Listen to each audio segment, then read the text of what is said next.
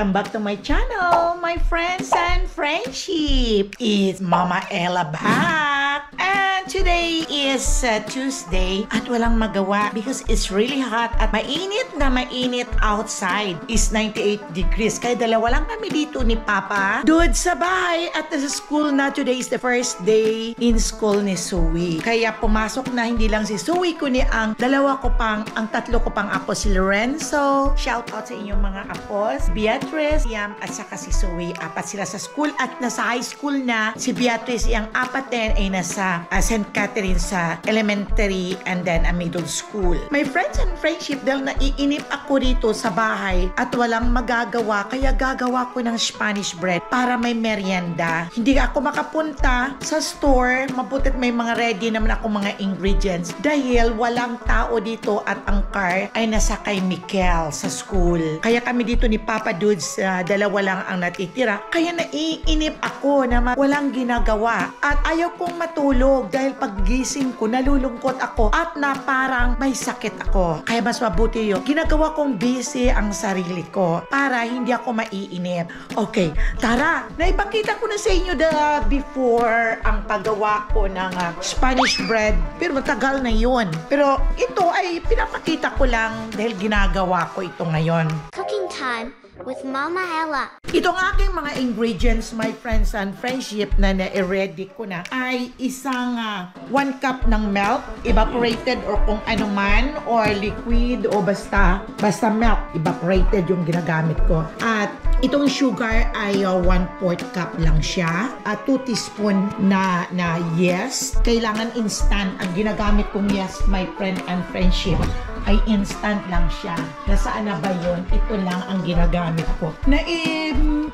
Ano ko na ito, my friends and friendship. Tingnan niyo na measure ko na itong instant yes sa isang sachet ay 2 teaspoon ang laman pala nito. Kaya yun, insakto lang at ito nilalagay ko. At ito mayroon akong 2 tablespoon na butter, 2 tablespoon at isang itlog at 1 teaspoon na salt. Ayan. At mayroon akong breadcrumbs para mamaya yan sa finishing. Kaya, ito imimix ko ang mga ingredients. Mayroon akong flour. Ang flour is 3 cups. Ito, 3 cups ang flour. Na-ship ko na ito. It's already shifted. Kaya, nandyan siya. Kaya, ang uunahin kong gagawin ay ang 1 cup na warm milk ay ilalagay ko na dito. Ayan. Next ay ang 1/4 of sugar. Mimix ko din dito. At next is itong instant yeast. Ayan. Ayan. At tapos ay ang egg. Ayan. Isang itlog lang. At haluin natin ito para mag-mix.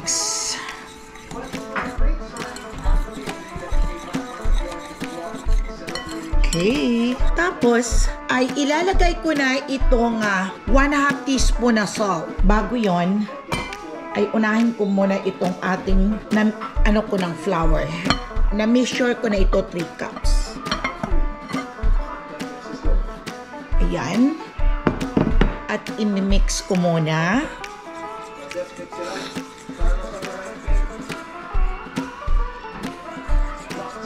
Ihalo ko na din itong salt. Imimix ko na itong ating butter. At halo-halo lang hanggang sa mag-mix aking mga ingredients. Okay. Ito siya, manamas ko.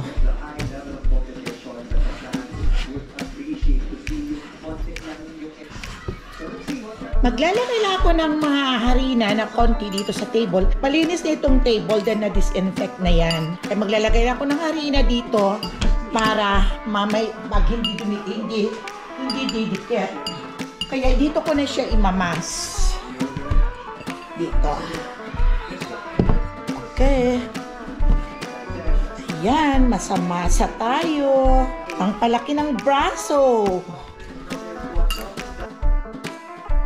5 minutes later. Tapos ko na i-knead ang aking dough at aking pinapatubo muna, pinapapahinga muna doon sa oven para mga 2 hours. Kaya ngayon, mga mamaya pang 6 o'clock siguro ko lalabas yun kasi yung maliit lang siya eh. Pag pinapahinga mo siya ng 1 hour and a half or 2 hours, lalaki yun. Lalaki, tutubo yun dahil sa yeast. Kung okay ang yeast. Minsan, ang yeast kasi ay patay. Sa pagbili siguro baka mga old stock, kaya hindi nagre-raise up ang dough. Kaya depende yan sa yeast. Kasi ang iba naman, pag ginagawa nila, tinutunaw muna nila yung yeast at pinapastay muna ng mga 5 minutes sa isinesat aside nila sa milk. Doon nila hinahalo at pinastay muna ng 5 minutes. Pero ako diretsuhan lang para madali. Kaya andun na, habang pinapatubo doon ang aking dough para dumami, ay gumawa ako ng fillings. Ito ang kanyang palaman ng ang Spanish bread sa loob. Ito lang naman ay pinaghalo kong star margarine at saka butter, yung unsalted na dito sa Amerika at yung star margarine kasi masarap ang star margarine. Pag masarap siya na ihalo sa Spanish bread. Compare dito sa butter namin sa Amerika, ay iba talaga ang lasa. Mas masarap talaga pag may star margarine. Kaya hinaluan ko na lang. Malinamnam naman ang butter dito sa Amerika, pero mas masarap ang star margarine talaga sa bread. Mabango at saka malasa. Kaya ito ay 1 cup na to 1 cup and a half lang na flour ang ginagawa kong filling. At 2 cups na sugar kasi kailangan manamis-namis pag nilagay mo sa Spanish bread. Ni-spread mo doon at bago mo i-roll. Tapos, margarine. Ang margarine ay 1 cup. At ang butter na dito sa Amerikang butter ay 1 bar na yon pinaghalo. Kaya ito siya, yung mabasa na siya dahil sa butter, dahil nagme-melt ang butter. Yun ang nagpapabasa ng harina. Nagpapawet ng harina ang butter. Kasi pag natutunaw, di ba, ang butter natutunaw sa harina ay nagiging mabasa din ang harina. Kaya tingnan natin kung ano ang lasa. Okay, tama na ang kanyang tamis. Pwede na siya. Ito ang i-feeling ko mamaya. Ito ang rolling pin. Kailangan ko to para sa pagpanipis ng aking dough. Okay. 2 hours later. My friends and friendship, ito na lumaki na. Lumaki na siya. Yan ang sa pandesal. Ito naman ay sa Spanish bread. Lumaki na siya, my friends and friendship. At ito hiniwa ko na para i-form ko na siya ng para sa Spanish bread. Kaya ayan. Ayun.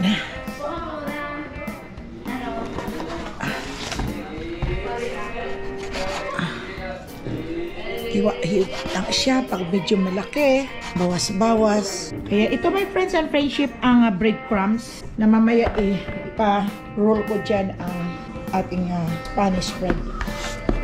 Gagawa din ako ng pandesal, my friends and friendship. Gagawa din ako. Bilangin natin kung nakailan. 1, 2, 3, 4, 5, 6, 7, 8, 9, 10, 11, 12, 13, 14, 15, 16, 17, 18, 20, 22, 23, 24, 25 na Spanish bread ito pag mag-okay. Dito, my friends and friendship, niro-rolling pin ko siya para lagyan ito ng lagyan itong filling. Ito yung kanyang laman.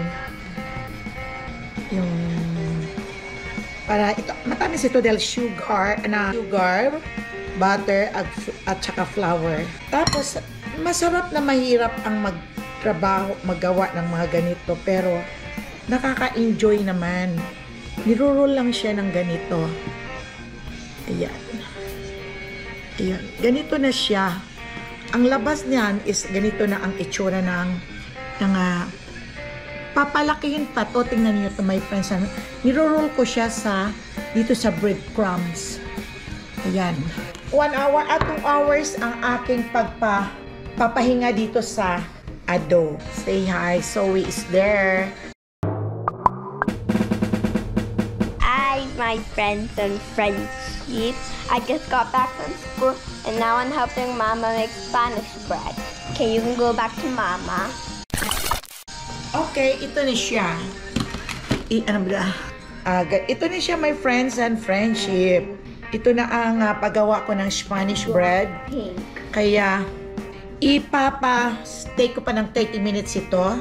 Kakaveran ko siya at palalakin pa ng konti.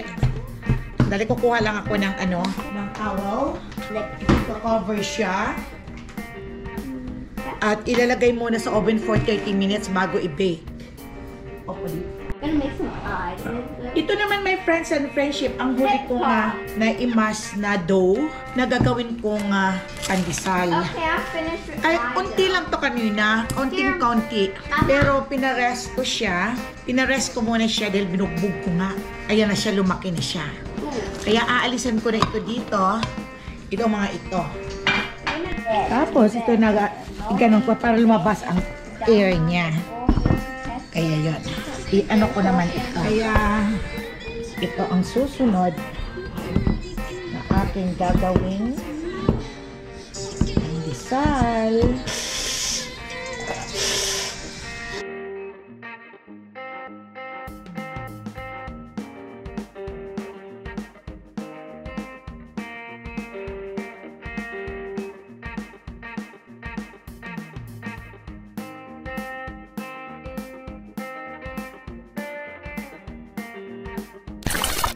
My friends and friendship, umpisahan ko na itong i-bake. Ito na ang itsura ng Spanish bread na ginawa ko. Ito, sa 2 and 1 half cup, ito ang naigawa ko. Pinaaksa. Ito namang pandesal, sinabay ko na lang dito. Ito ang pandesal. Kaya i-on ko na ang oven. Bake ko na. And then start. Start na. 350. Yeah, oven on. Preheat mo na siya. 350 open na siya. Yan na ang ganun dito sa amin. 350. Ipainit ko muna within 5 minutes. Tapos, isasalang ko na itong pandesal. May pang-almusal na ako, my friends and friendship, tomorrow. Wala, mahal ang pandesal. Isang kain lang namin, tig 5 something ang pandesal. Kaya ayan, lalaki naman siya pag nainitan. Sa oven, nagalaki, nagsisiksikan sila yan pag nainit sa oven. Painitin mo na natin oven. Don't touch. I'm feeling No, it. you just feel it like that. And then, okay, that's it. I want Okay. to finish. Say, what did you do at school? I don't know. You don't know? Okay. I played the game. And then, what did your teacher say? I don't know. Okay. So, oh yeah? So, okay, my friends and friendship, sandali lang at ililigpit ko ng aking mga kalat. 5 minutes later. Init ang oven, kaya ipapasok ko na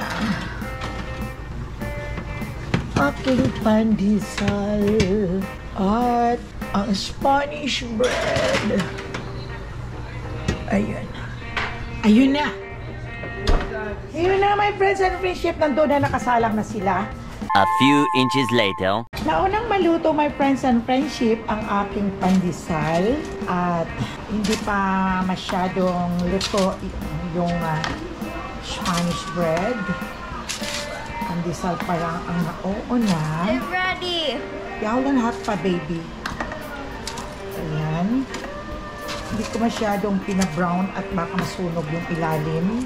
We're never gonna run out of just pandesal. Okay. Okay. Kaya malambot siya. Okay, ito na, Zoe. Ayan ang pandesal namin ni Zoe. Mama Ella, bake pandesal. Mama Ella. Yan, Zoe. Ella. Yan, libre na ang aming almusal tomorrow. The poison. Aking scale, pag ako naggawa ng pandesal, para pari-pariho. Kaya ikaw, tingnan natin, tikman natin, my friends and friendship, ang aking ginawang pandesal. Okay, so look, ang lambot siya, oh. Tingnan niyo, my friends and friendship. Oh, ang lambot. Ayan, oh. Yan, init-init. Palagyan natin ng butter. How do you taste, be? Oh, put butter. You want butter? Yeah. Oh, give me your pandesal. Tastes good. Tastes good? Mm. There you go. Ano? Gusto niya kain na. Tignan natin.